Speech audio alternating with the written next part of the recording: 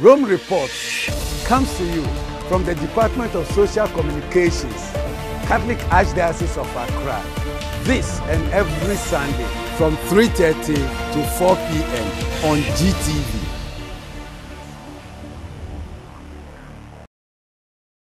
Our family has spanned the centuries and the globe. With God's grace, we started hospitals to care for the sick. We established orphanages and helped the poor. We are the largest charitable organization on the planet, bringing comfort to those in need. We educate more children than any other institution. We developed the scientific method and founded the college system. We defend the dignity of human life and uphold marriage. Guided by the Holy Spirit, we compiled the Bible. We are transformed by sacred scripture and sacred tradition, which have guided us for 2,000 years. We are the Catholic Church. With over 1 billion in our family, sharing in the sacraments and fullness of the Christian faith. Jesus started our church when he said to Peter, the first pope, "You are rock, and upon this rock I will build my church." So if you've been away from the Catholic Church, we invite you to take another look. Visit CatholicsComeHome.org today. We are Catholic. Welcome home.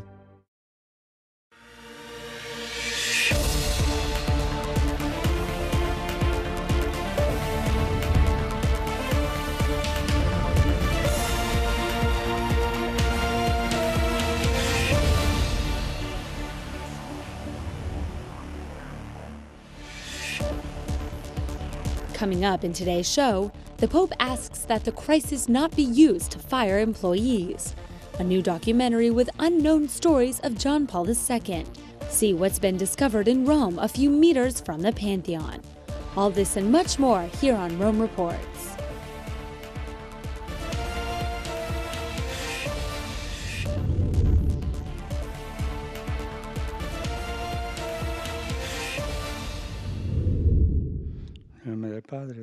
At his weekly general audience from the library at the Apostolic Palace, Pope Francis made a special appeal for the month of May, acknowledging the messages he received from laborers around the world. È vero che c'è crisi per tutti, ma la dignità delle persone va sempre rispettata. Perciò accolgo l'appello di questi lavoratori e di tutti i lavoratori sfruttati e invito a fare della crisi l'occasione per rimettere al centro la dignità della persona e la dignità del lavoro. He began a new series of catechesis on prayer, reflecting on the story of the blind man Bartimaeus, who stubbornly continued shouting in order to get Jesus' attention. Bartimeo è un uomo perseverante. Intorno a lui c'era gente che spiegava che implorare era inutile, che era un vociare senza risposta, che era chiasso che disturbava e basta, che per favore si fermasse di gridare. Ma lui non è rimasto in silenzio e alla fine ha ottenuto quello che voleva. The Pope called Christians to imitate Bartimaeus' stubborn prayer. He explained that prayer is the foundation of faith. La fede è protessa contro una condizione penosa di cui non capiamo il motivo. La non fede è limitarsi a subire una situazione a cui ci siamo adattati. La fede è speranza di essere salvati. La non fede è abituarsi al male che ci opprime. To underscore the importance of prayer, Pope Francis reminded the faithful to ask for the intercession of Our Lady, especially during the month of May, which is consecrated to her. Spirito Santo.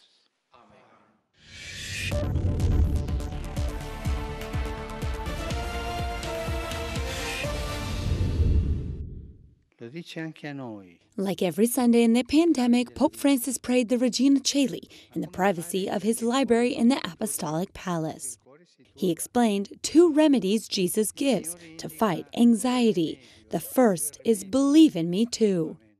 Egli sa che nella vita l'ansia peggiore, il turbamento, nasce dalla sensazione di non farcela, dal sentirsi soli e senza punti di riferimento davanti a quel che accade.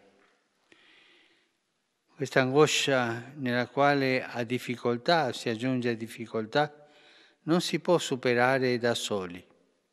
According to the Pope, the second way to fight anxiety is to understand that our life is not lived aimlessly or without a destiny. God awaits us. E per noi ha preparato il posto più degno e bello, il paradiso. Non dimentichiamolo, la dimora che ci attende è il paradiso. Qui siamo di passaggio, siamo fatti per il cielo, per la vita eterna, per vivere per sempre. Per sempre è qualcosa che ora non riusciamo neppure a immaginare. Regina Coeli letare, alleluia. After the Regina Coeli, Pope Francis sent a special greeting to all mothers. Voglio ricordare con gratitudine e affetto tutte le mamme, affidandole alla protezione di Maria, la nostra mamma celeste. Il pensiero va anche alle mamme che sono passate all'altra vita e ci accompagnano dal cielo. Un po' di silenzio per ricordare ognuno la sua mamma. In the moment of silence, he prayed for them. Like previous Sundays, before leaving, the Pope looked out over St. Peter's Square to give his blessing. This time, though, some people were waiting for him at a distance.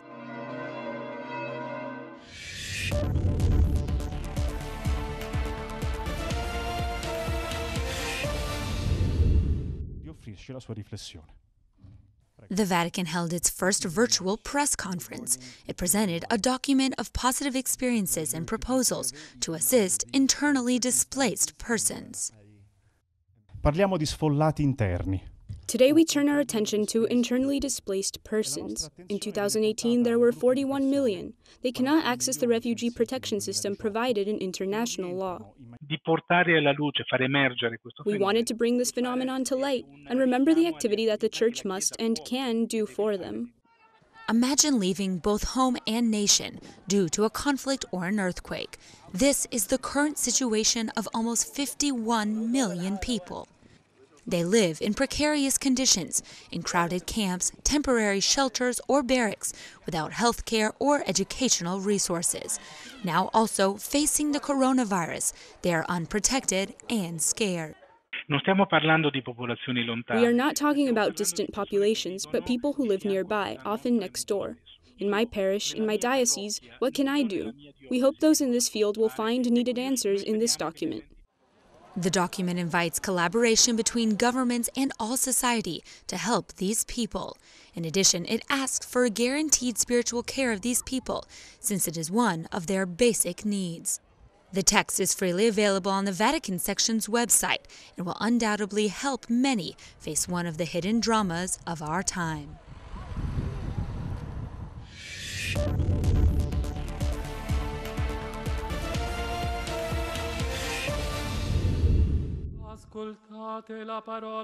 In the worst moment of the health emergency in Italy, the Pope noted that the pandemic reminded humanity of an important message. Ci siamo resi conto di trovarci sulla stessa barca, tutti fragili e disorientati, ma nello stesso tempo importanti e necessari. The Pontiff said the most effective ingredient in this moment is solidarity. There's no shortage of such examples, thanks to companies and individuals alike. In Madrid, this luxury car rental company decided to donate the revenue earned during the lockdown period to Caritas. During the year, this group of gondoliers participates in regattas and takes tourists around Venice. During the pandemic, they decided to help out by delivering groceries to the elderly. Abbiamo quindi deciso di impiegare il nostro tempo. We decided to use our boats, our time, and our energy to help deliver groceries to people's homes. That way, we combine our passion with volunteer work. Maria is a Venezuelan living in Italy. After her 46-year-old compatriot died of COVID-19 in Lombardy, she decided to welcome the man's widow and 2 kids into her own home. I decided to help Natalie in a concrete way. At 6 a.m., I took the car and went looking for the 3 of them, Natalie and her 2 kids, to bring them to my house. Lotti and Desiree are 2 nurses who work in an Italian hospital. After a particularly devastating shift, they decided to cheer up medical personnel with a rendition of Imagine. Their video made huge waves on social media.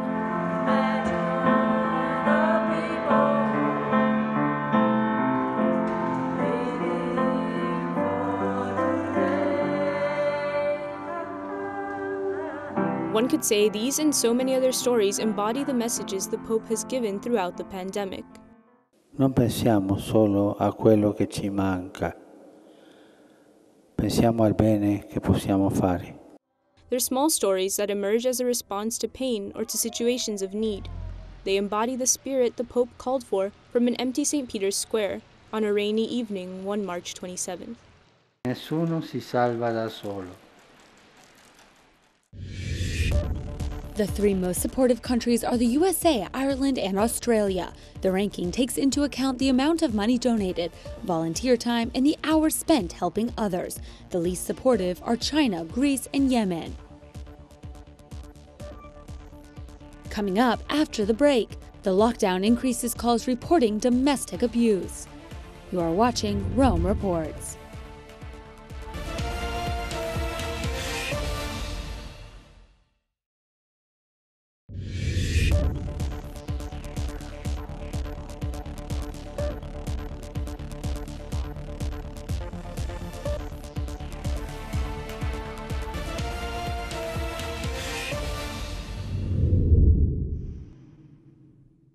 During the 2 months of COVID-19 lockdown in Italy, the number of calls reporting domestic abuse increased by 64%.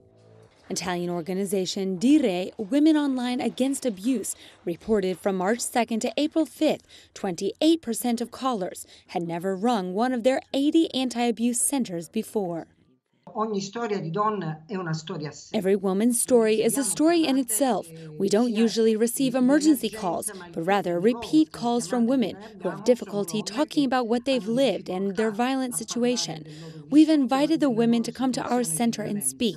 Once there, they will start to build a path of autonomy and find freedom from violence. Violence not only affects women, but oftentimes young children as well.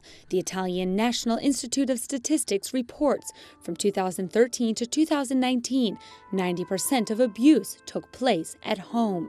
It's amplified with everyone inside during the quarantine. Dire offers safe houses for survivors and instruction on how to reclaim their life and demand respect in relationships. The social worker's job is more essential with the lockdown. We are here. Don't be afraid. We are here and we will continue to be. In each location, we've gone remote through phone. Every center against violence has an emergency number. We've told women that by going remote during the lockdown, we are here for you. The safe houses are available, but many find it difficult to escape from controlling or life-threatening situations. That's why 77% of victims never report abuse, out of fear of repercussions. We see that the forced lockdown is in the same homes that are often the location of violence and abuse. We have made various strategies to help women. Go down to take out the trash and call our Center Against Violence. We are here. Or go to the pharmacy to buy medicine and call us from there. We are here and we will respond.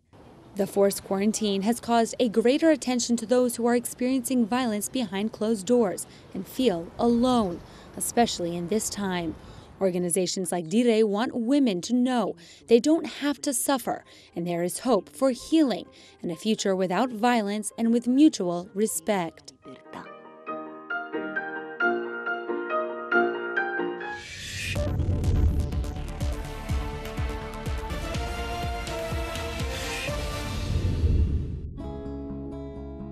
Venezuela, already submerged in crisis, is now hit by the coronavirus. There are over 360 registered cases and about 10 dead. There, Caritas is taking a new approach to guarantee the population is not abandoned. One example is its continued work delivering meals to those most in need. The project is called Olla Comunitaria, meaning community pot. In 2019, they launched 865 initiatives like this one, distributing around 87,291 servings of food. We can't turn food distributions into community gatherings, so people at home cook the meals, and the young people go from house to house to deliver them. We also distribute hygiene kits with masks, alcohol, and gloves. We have all the health-related necessities. People call us asking for medication or psychological consultations. The organization's more than 20,000 volunteers continue helping those deprived of their freedom, while simultaneously promoting human rights. Additionally, in light of the migratory wave set in motion by the crisis, Caritas has designated 6 offices to tend to the needs of refugees located in different regions of Venezuela. The UNHCR reports Venezuelans as one of the world's largest displaced populations. Last year, over 4 million citizens abandoned the country. In front of this reality, Caritas' motto stands firm: help us help.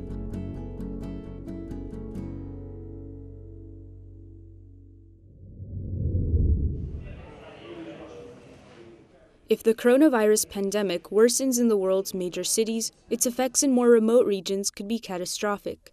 For example, in the Amazon, church initiatives are vital in accompanying indigenous minorities. This extreme and drastic situation helps understand the daily experience of these populations. Now that it's happening also in Europe and North America, it invites us to look for new paths. The Synod didn't propose replacing existing paths, but searching for new ones to give the Church a more concrete presence.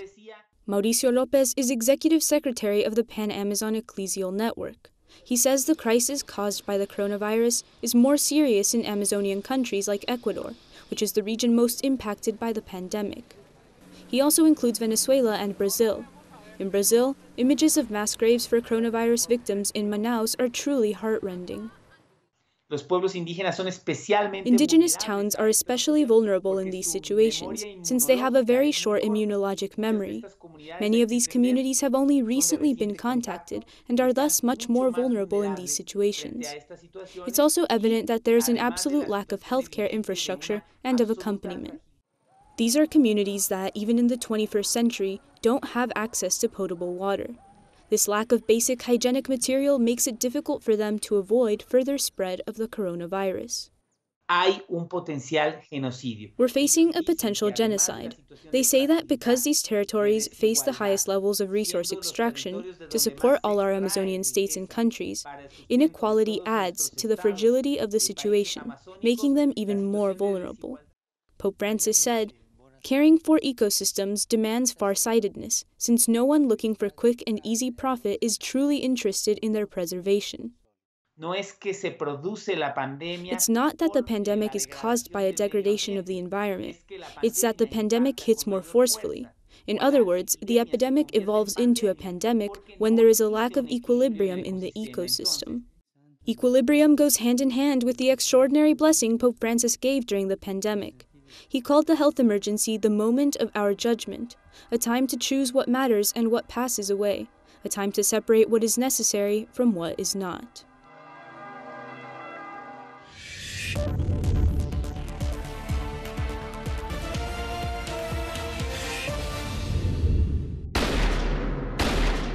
To celebrate the centennial of St. John Paul II's birth, a new intriguing documentary about the Polish Pope will premiere online. Directed by Spanish journalist and author José María Zavala, and with the participation of key figures from the saint's life, Wojtyła La Investigación is both captivating and revelatory. Ja byłem na jeepie razem z Ojcem Świętym. On stracił 3/4. It's a film that contributes never-before-seen documents, photographs, and footage of John Paul II. A file documenting a plan to poison the Pope and end his pontificate will also surprise audiences. Zavala goes beyond the usual well-known episodes from Karol Wojtyła's life to reveal surprising details about him, even his lasting influence after his death. The film presents unpublished testimonies of healing and conversions of people thanks to the intercession of Karol Wojtyła today, because Karol Wojtyła is a great intercessor for current times. A documentary about the modern saint wouldn't be complete without some mention of his strong advocacy for life. The film also carries a message against abortion and in favor of life. That's who John Paul II was, the Pope of the family, the Pope of hope. For now, the documentary can be accessed exclusively on the European Dreams Factory website. Producers hope to release an English version in the future, maybe even in theaters once the coronavirus pandemic subsides. Which country has the highest rate of work stress? Mexico, China, Germany. You are watching Rome Reports.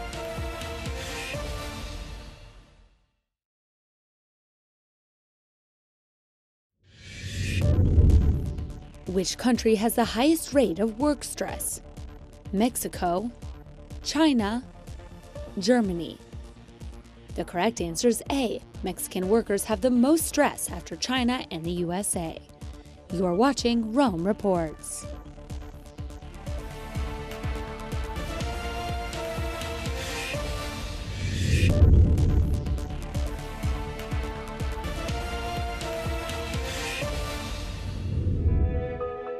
The coronavirus pandemic has resulted in the cancellation of mass celebrations with the physical presence of people in churches. However, it promoted the diffusion of online celebrations.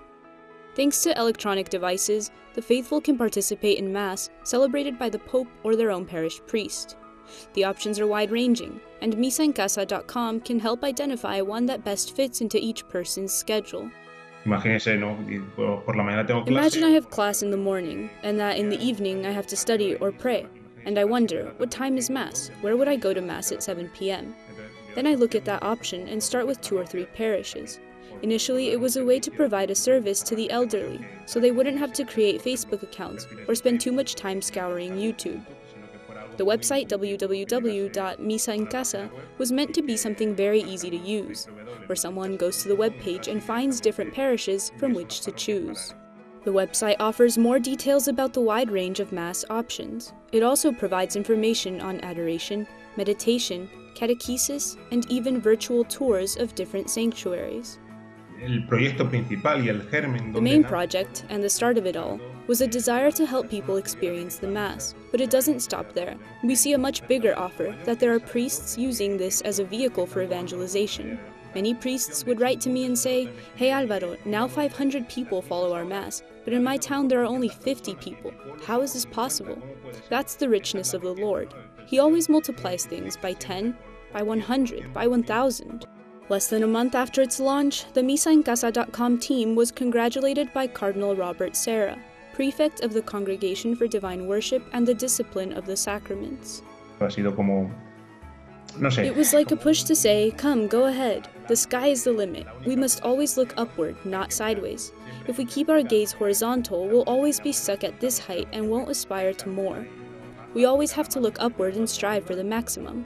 It's a project born out of service and a need to spiritually accompany people going through difficult times. A similar service for Mass in English can be found at mass-online.org.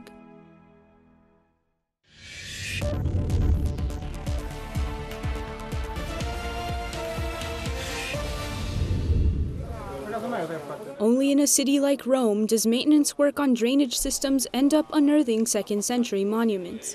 As lockdown restrictions in Italy begin to relax, curious onlookers stop to peek at these ruins. They're part of the ancient square, now buried in front of the Pantheon. We found something that had already been partly discovered before. It's the flooring of the square from Hadrian's era, the same period that witnessed the construction of the Pantheon we see today. The paving was made of travertine slabs, which had already been discovered in the 1990s, while the square was being restored. Dating back to the time of the Roman Empire, some of these slabs are still in their original positions, exactly where they were placed during Hadrian's reign. Unlike then, when the square was slightly lower than the Pantheon, the temple now sits slightly lower than the square. This shift happened because Rome grew over the centuries. Imperial Rome was covered by medieval Rome by Renaissance Rome. The temple, on the other hand, which fortunately was converted into a church, remained unchanged. It is now one of the best preserved Roman monuments. Even the most seemingly insignificant ceramic fragments are important in determining to which historical period the different layers belong. To give a simple example, we are able to recognize our grandparents' fine china by simply looking at one of their plates. We can do the same with ancient ceramics. So if we know a plate is from, say, the 1800s, then we know the layer in which it's found is also from the 1800s. Although the ruins will be reburied once the drains are repaired, Fabio Turchetta reassuringly tells passers-by that if they want to see a 2nd century monument from Hadrian's reign, all they have to do is turn around and look at the Pantheon.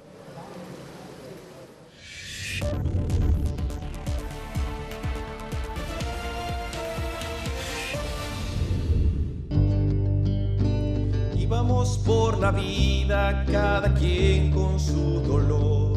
This group of brothers from the Legionaries of Christ in Rome is overcoming the coronavirus lockdown with music.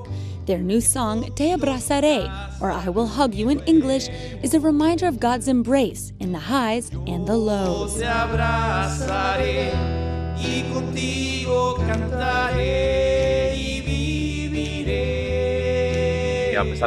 Despite the difficulties we face in life, there is always hope. What we want to do as a community is give a lot of hope and be a source of light with our little contribution. This song was created as a part of an initiative of creativity to transmit Christ's joy to the faithful when churches are currently empty and closed. They are following the Pope's advice to be creative.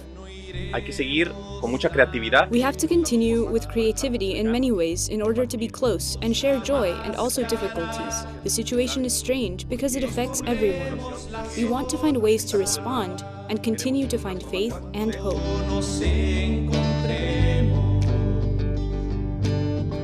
While people have time on their hands, they encourage them to use their talents and gifts to give back, whether it's through art, volunteering, or music. Also, what you can do, nobody else can do. It's important that you find the way to get out of yourself and meet those who need it most. Be creative in order to live out charity. These Legionary brothers say they will continue making music with the intention of bringing faith and hope to the world, especially in this time of pandemic.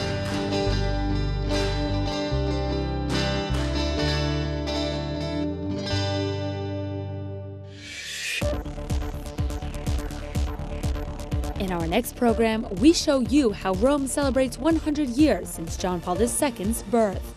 This and much more here on Rome Reports.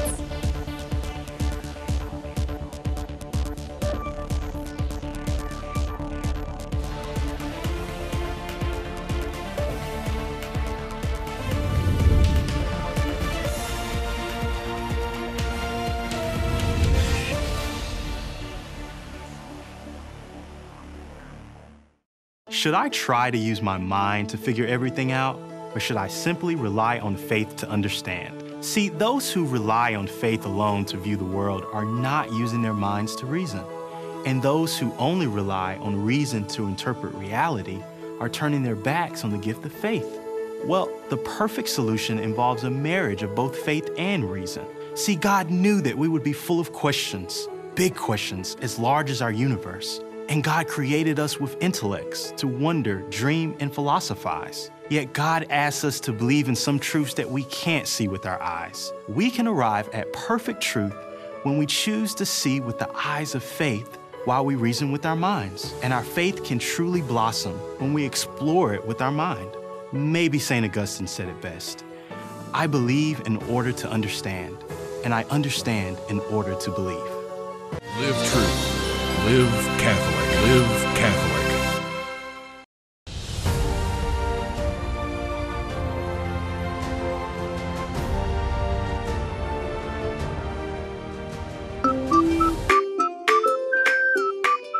For over 2,000 years, the Catholic Church has consistently transformed through sacred scriptures and sacred tradition. It is comforting to know that some things remain consistent. Live truth, live Catholic. Visit our shop at Shiashi, opposite Gethsemane Cemetery, and find for yourselves the following: monstrance, chalice, candles, clerical shirts, Bibles, writings of the early church fathers, and other sacramentals. For more information, contact Live Truth, Live Catholic Bookshop on 020-222-0376 or 024-960-6155. Live Truth, Live Catholic, your number one stop shop for your religious items. Rome Reports comes to you from the Department of Social Communications, Catholic Archdiocese of Accra. This and every Sunday from 3:30 to 4 p.m. on GTV.